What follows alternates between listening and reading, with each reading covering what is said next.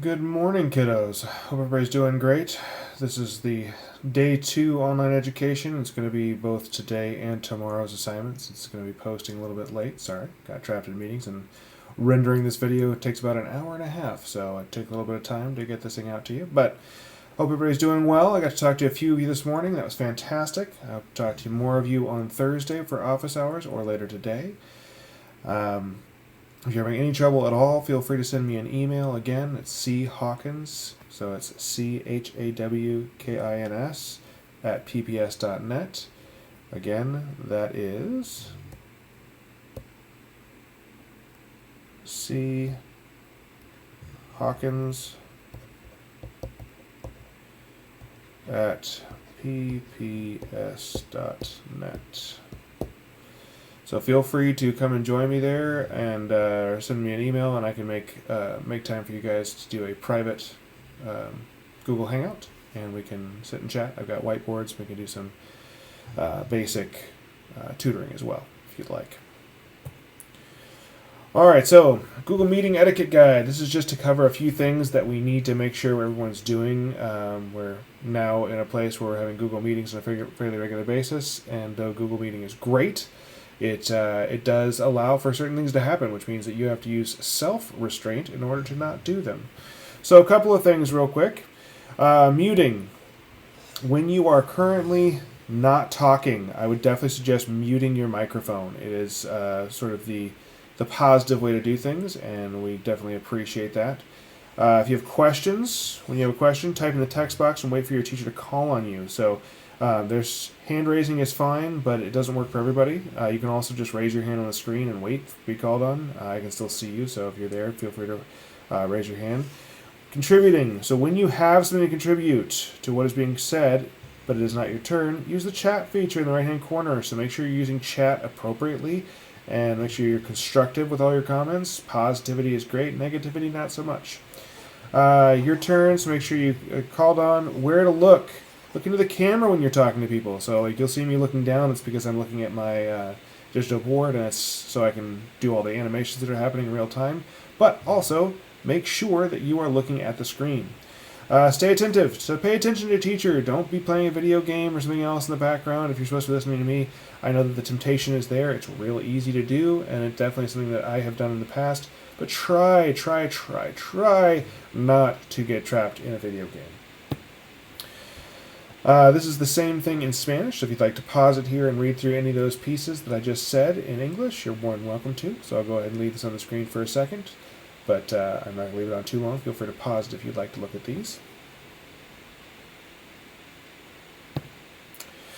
So today we're going to be talking about geometry. We've got circles in geometry are happening, and if you're looking at circles, I want to make sure that you are also paying attention to the formulas and writing them down. So if you have something to take notes on, this would be a great time to get your pencil up and ready, so you're ready to take notes.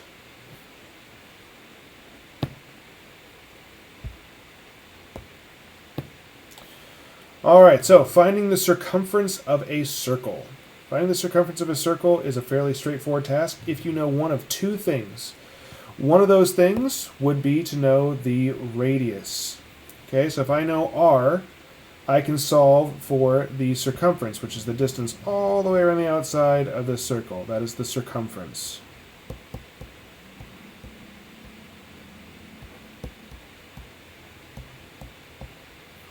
All right, so the circumference of a circle is what we're looking at today. And the circumference comes from a relationship between the radius of a circle and the number pi.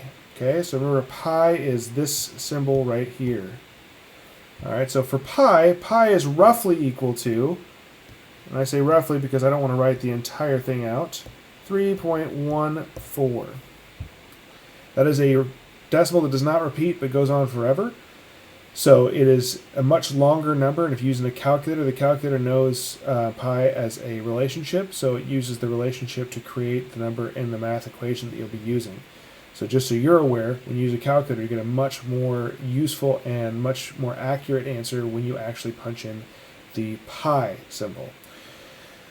So that being said, let's look a little bit here at what we can do to find some circumferences before we do our practice work. So I'm going to go ahead and erase all of this good stuff right here.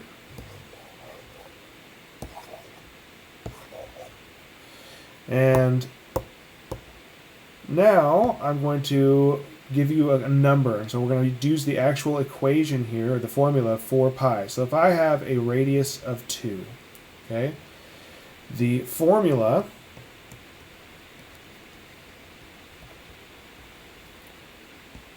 is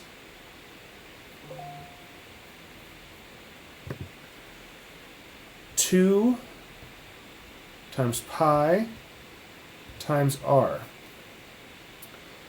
It's also true if you have the diameter that it is just the diameter times pi.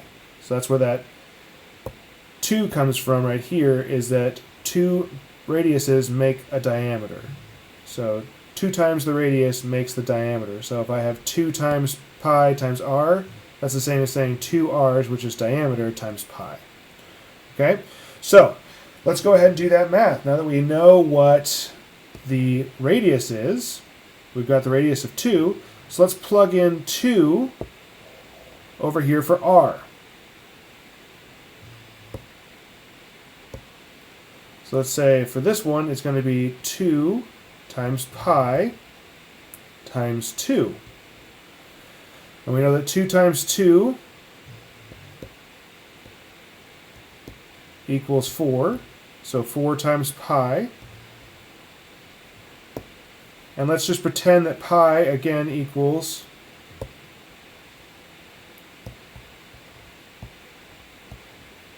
3.14. All right. So I'm going to go ahead and plug that in for my answer. So I'm going to say 4 times 3.14 equals, I know that 4 times 4 is 16. So I'll have a 6 here. Bring that 1 over. 4 times 1 is 4, plus that 1 is 5. And 4 times 3 is 12. So I have 12.56. Erase that and write it a little bit clearer here so we can all see it. Sorry. 12.56. Now, if this was in a specific measurement, like inches or centimeters or meters or anything like that, I would add that unit to the outside, but this is just 12.56 units. We don't know what the units are. So if I was to tell you that this was inches, then this would be inches. Doesn't matter what the units are, they always say the same. Let's go ahead and erase this one right here.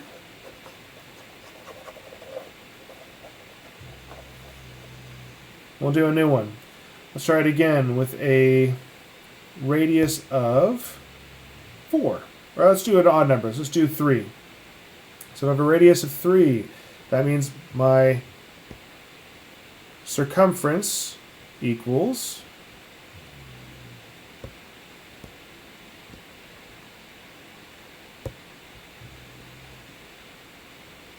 2 times pi times 3. So we're replacing the radius with 3. So I know that 2 times 3 is 6 times pi. And because, if you remember, I know that pi is 3.14, so that means I have C equals 6 times 3.14, which equals, and I'll go ahead and use my calculator. I'll punch that in real quick.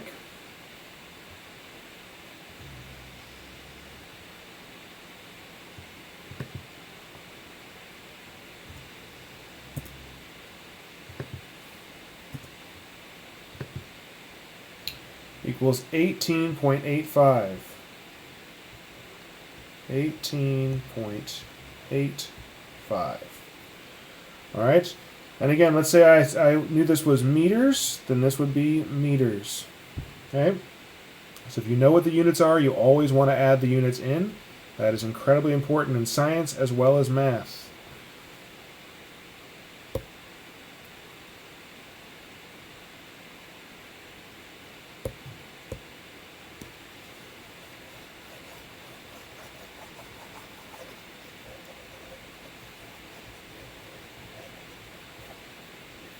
All right, clear my screen. So let's go on to if I have the diameter. So let's pretend like instead of having the radius, right, so if this was the middle of the circle, then this distance from here to the edge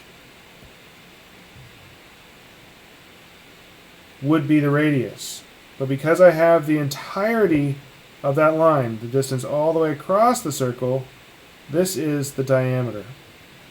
And if you remember from last time, I told you that the formula for circumference is also diameter times pi. Okay? So diameter times pi is going to give us our actual circumference. So if I tell you the diameter, then you can go ahead and use that to figure out what is the circumference. Pretty straightforward. So let's go ahead and do that real quick. Let's say we've got a diameter of, so d equals 15. Okay?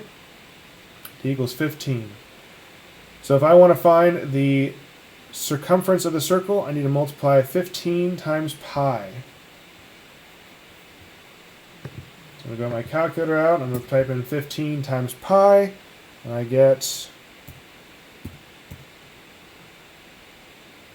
47.12. So my circumference equaled 15 times pi. So the circumference equaled 47.12. Okay? And this is just by taking this number right here and plugging it in right here for diameter. Everybody got that? Cool.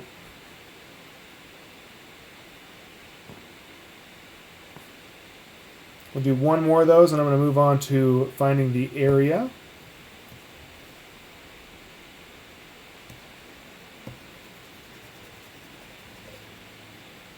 And again, if you have any questions about this, feel free to pop in either Tuesday or Thursday during office hours, or shoot me an email and tell me you need help with it right away. And if I'm around the computer, I will jump on there and help you right away. Okay?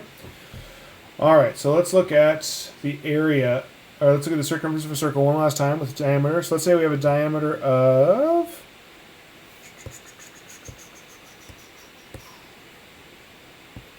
so we have a diameter of 12. Okay, so I'm going to take that 12 and I'm going to put it in right here where the D would be. Okay, for diameter. I got my circumference then equals 12 times pi. I'll plug that into my calculator real quick.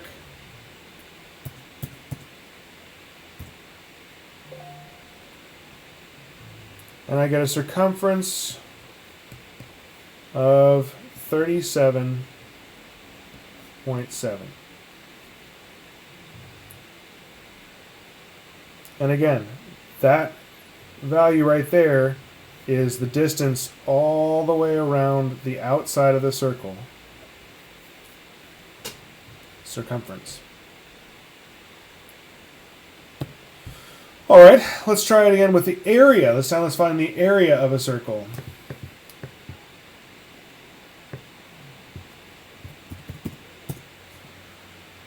Alrighty, so area of a circle. Let's go and talk about the formula. The formula is written like this. Formula is area, or A, capital A, equals pi times the radius squared. Now for this one, it is important to note that you don't want to use the diameter. You can't plug in the diameter anywhere there. The only way you can use the diameter is by cutting it in half and turning it into the radius. Okay, so if I have the distance all the way across the circle, I need to just get half of that because this is a relationship between the radius, pi, and that's what creates the area, which is where the square comes from because this is square units. We're looking at, if I'm talking about the units, how many squares can I fit inside this circle? All right, so let's go ahead and take a look.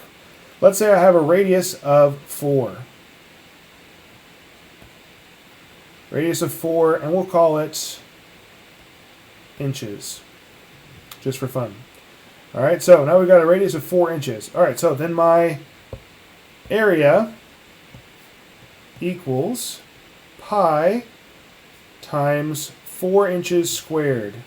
So 4 squared, which is equal to pi times 4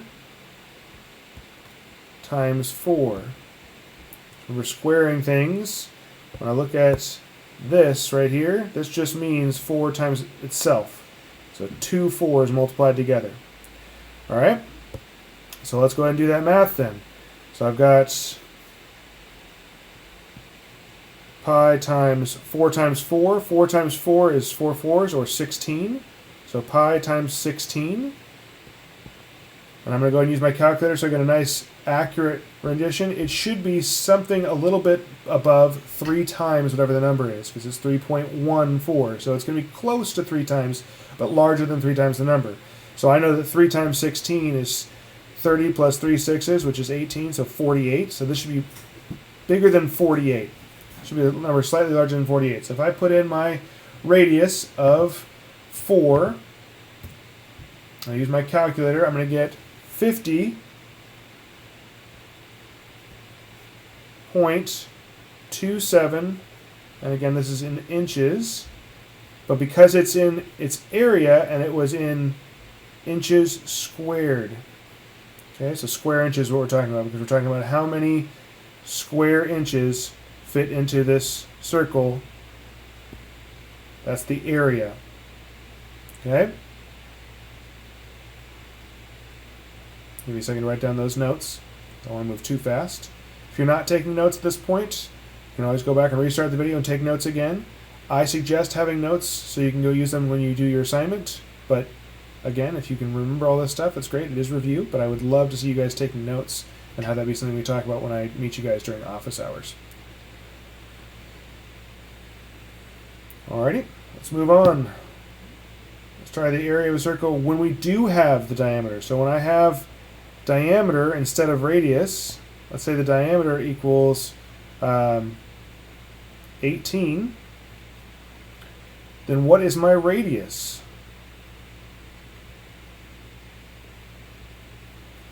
Well, if radius equals the diameter over 2, or half of the diameter, and I know that my radius is 18 divided by 2, then it should equal 9. So I have a radius of 9. Knowing that, now I can go back over here to my formula and say, well, if the area is pi times r squared, then in this case my area will be pi times 9 squared.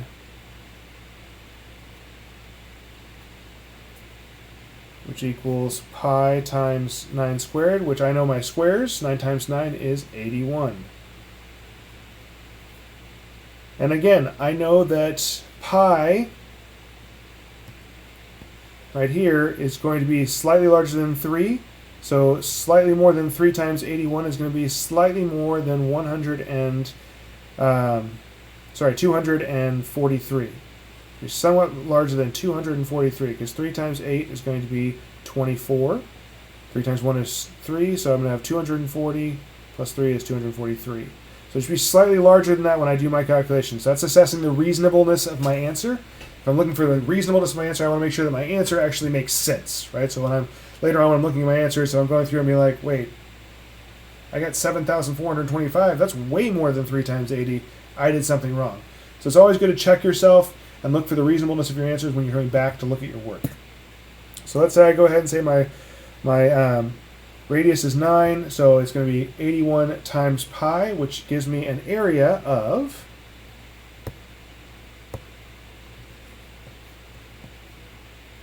254.46 0.47 units, since we weren't given anything squared. So square units.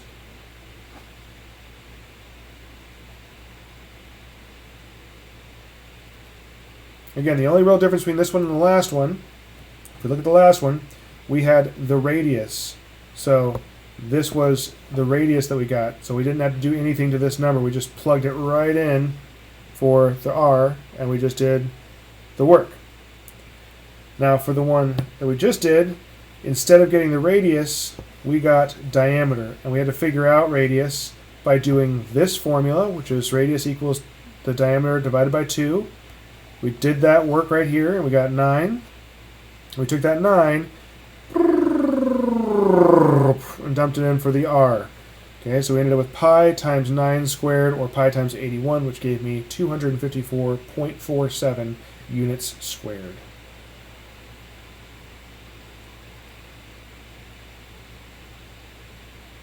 So that's our entire lesson for today. There will be a practice page of doing some areas and circumferences for circles. So please go ahead and work through that. That is your work for the day. If you get to a day where you're like, that math only took me like 5 minutes and I've got more focus and I'd like to keep going, feel free to jump onto ST Math. It still works just fine. It's going to really help you sort of keep those basic math skills honed, so when we come back, you're still sharp. Have a wonderful day.